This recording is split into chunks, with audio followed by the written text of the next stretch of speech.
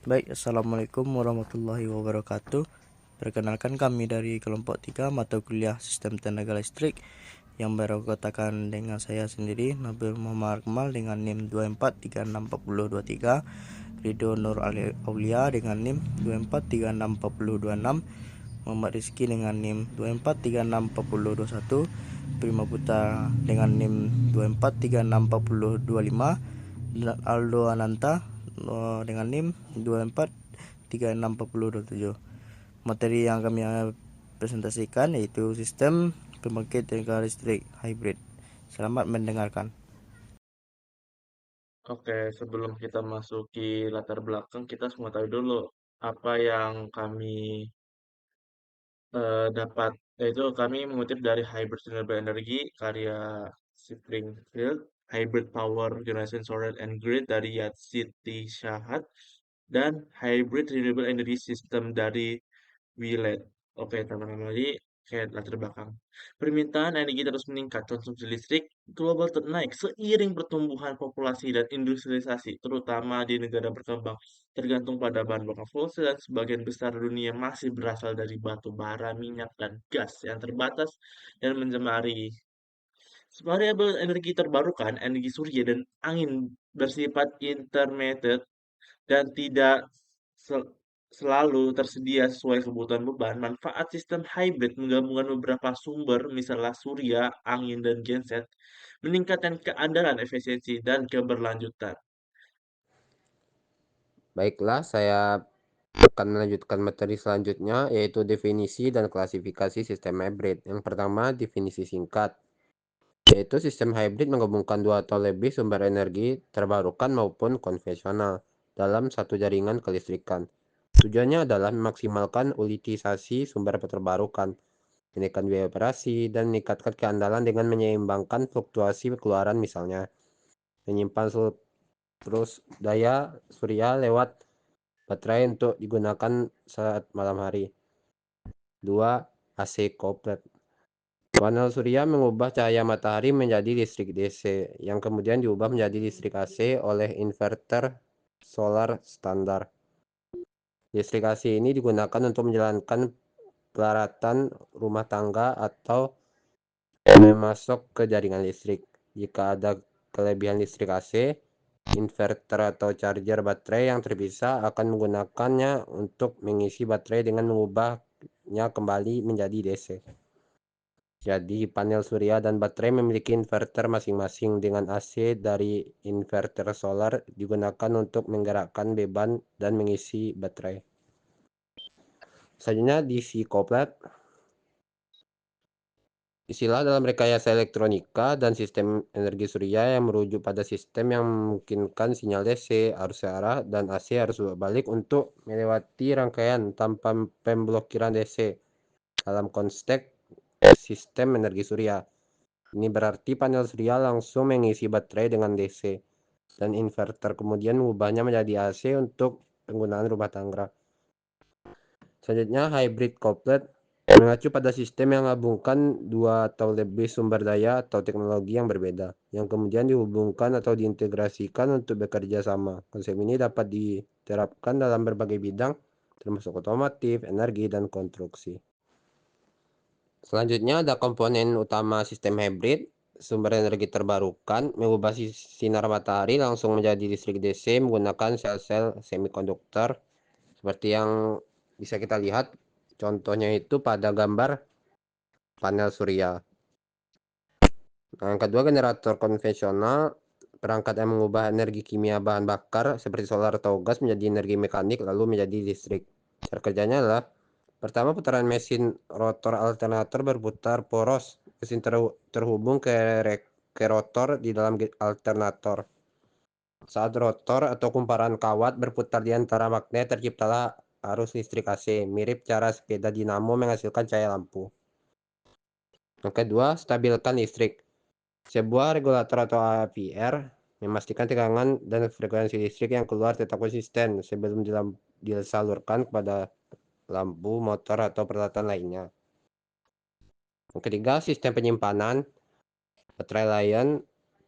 Prinsip kerjanya, baterai Lion menyimpan dan melepaskan energi melalui pergerakan ion litium antara elektroda positif katoda dan negatif anoda dalam medium elektrolit cair atau gel. Oke, komponen selanjutnya adalah power electrician. Tire inverter mengubah DC jadi AC sinkron dengan frekuensi grid, melindungi grid anti-sliding, frictional interfer mengatur arus masuk atau keluar baterai, mendukung charging atau discharging. DC to DC converter MPPT menjaga tingkat daya maksimum power point tracking pada PV, penyesuaian voltase atau arus, charging, discharging, controller logika, proteksi baterai, overcharging, deep charging, manajemen suhu dan atur alur arus. 5.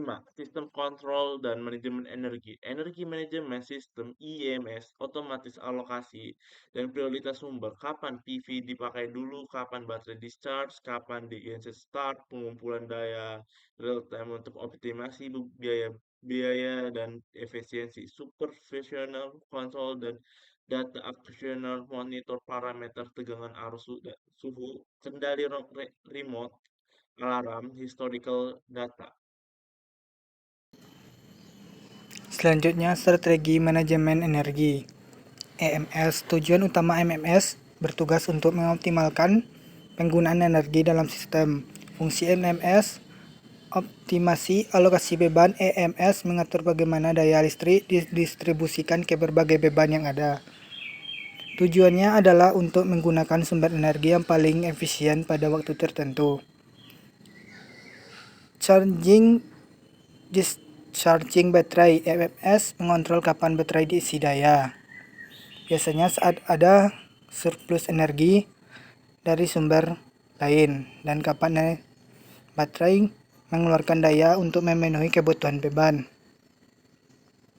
Metode kontrol EMS. Ada beberapa cara EMS mengendalikan sistem.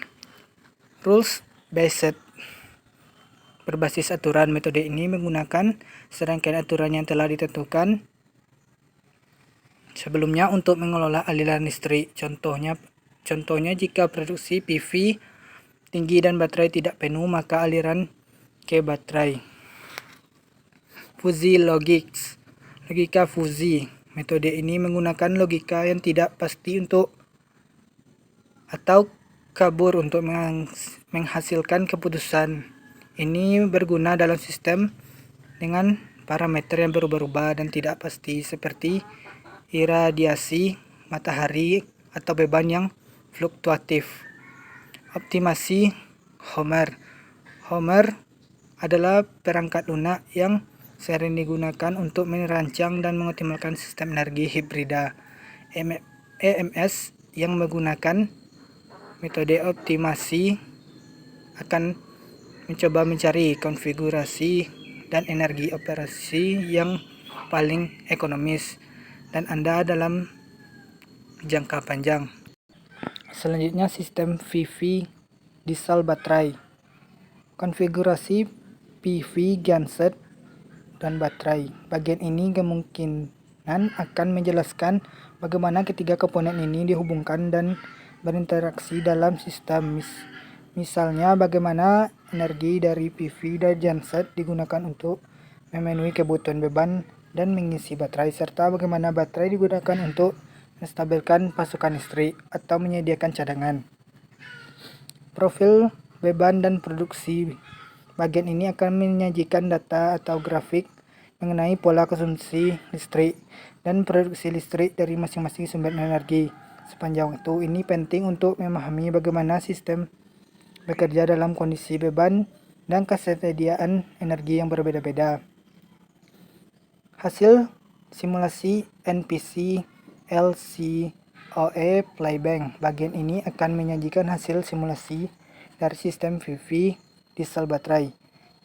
NPC ini adalah total biaya sistem selama masa pemakaiannya, termasuk biaya investasi, operasional, dan pemeliharaannya, yang didiskontokan ke nilai saat ini. NPC digunakan untuk mengevaluasi biaya keseluruhan dari berbagai konfigurasi sistem. LCOE ini adalah bagian rata-rata untuk menghasilkan satu unit energi. Biasanya dalam KWH selama masa pakai sistem, LCOE digunakan untuk membandingkan biaya produksi energi dari berbagai teknologi. Payback ini adalah periode waktu yang dibutuhkan agar keuntungan kumulatif dari investasi sistem sama dengan biaya investasi awal. Payback digunakan untuk mengevaluasi kelayakan ekonomi proyek. Dalam sistem PV di sel menjadi baterai, konfigurasi PV plus genset ditambah baterai, bagian ini kemungkinan akan menjelaskan bagaimana ketiga komponen ini dihubungkan dan berinteraksi dalam sistem. Misalnya, bagian interaksi pada PV dan genset digunakan untuk memenuhi kebutuhan beban dan mengisi baterai, serta bagaimana baterai digunakan untuk menstabilkan pasokan listrik dan menyediakan cadangan. Profil beban dan produksi, bagian ini akan menyajikan data atau grafik mengenai pola konsumsi listrik, profil beban, dan produksi listrik dari masing-masing sumber energi. Profil produksi sepanjang waktu ini penting untuk memahami bagaimana sistem bekerja dalam kondisi beban dan kesediaan energi yang berbasis beda-beda. Hasil simulasi NP-LIOC Payback bagian ini akan menjadikan hasil simulasi dari sistem PV di sel N- NPC Net Private Cost. Ini adalah total biaya selama masa pakai termasuk biaya investasi, operasional, dan pemeliharaan yang diskontokan ke nilai yang saat ini. NPC digunakan untuk mengevaluasi biaya keseluruhan dari berbagai konfigurasi sistem. LCOC, Limited Cost of Energy, ini adalah biaya rata-rata untuk menghasilkan satu unit energi, biasanya dalam kWh. Selama masa pakai sistem, LCOE digunakan untuk membandingkan biaya produksi energi dari berbagai teknologi. Payback, ini adalah periode waktu yang dibutuhkan agar keuntungan kuantitatif dari investasi sistem sama dengan investasi awal. Payback digunakan untuk mengevaluasi kelayakan ekonomi proyek. Dari tantangan dan solusi teknis dari hybrid energy. Yang pertama, intermittency dan ketidakpastian cuaca. Energi terbarukan seperti surya dan angin sangat membutuhkan pada kondisi cuaca yang bisa berubah-ubah dan tidak selalu dapat diprediksi secara akurat. Ini menyebabkan output energi yang tidak stabil. Dua, degradasi baterai dan siklus hidup. Baterai yang digunakan untuk menyimpan energi mengalami penurunan kinerja seiring waktu, sehingga mempengaruhi kapasitas penyimpanan dan umur operasional sistem. Tiga, koordinasi kontrol multisumber. Dengan sistem energi yang menggunakan berbagai sumber, dibutuhkan kontrol yang baik agar semua sumber bekerja secara efisien dan saling mendukung. Habis itu dari semua itu adalah menjadi solusi yang diusulkan, yaitu forestic, prediksi atau bisa disebut prediksi cuaca dan output energi yang di sistem yang mengantisipasi perubahan dan merespon lebih baik. Dua, hybrid storage menggunakan kombinasi berbagai jenis penyimpanan, misalnya baterai ditambah superkapasitor untuk meningkatkan keandalan. Tiga, maintenance plan membuat rencana pemeliharaan rutin, perpanjang usia baterai, dan mengurangi resiko kegagalan. Nah, dari semua itu terdapat peluang dan tren masa depan yang kita bisa lihat dari sini adalah gerakan energi hijau global. Tekanan terhadap dekarbonisasi mendorong investasi besar pada energi bersih dan efisiensi secara global. Dua, peran microgrid dan smart green, sistem pintar dan lokal, meningkatkan fleksibilitas, efisiensi, dan resiliensi terhadap gangguan. Tiga, off-grid atau mini nano standard dan alone, sistem skala kecil memberi solusi efektif dalam wilayah terpencil tanpa konektivitas jaringan utama. Tiga, empat, energi terdistribusi dan prosumers. Masyarakat kita hanya sebagai konsumen tetapi tidak juga si produsen energi. 5, storage canggih dan IoT atau AI, integrasi penyimpanan hybrid dan sistem kontrol cepat, mengoptimal supply. 6, modularity dan transisi hidrogen. Decision modular memudahkan ekspansi serta hidrogen jadi fokus sebagai bahan bakar jangka panjang. Oke, terima kasih atas dari kelompok kami. Kami di kelompok 3 pembangkit listrik hybrid power plant. Terima kasih kebanyakan. Apabila ada pertanyaan, boleh ditanyakan secara langsung. Oke, bila itu wassalamualaikum warahmatullahi wabarakatuh.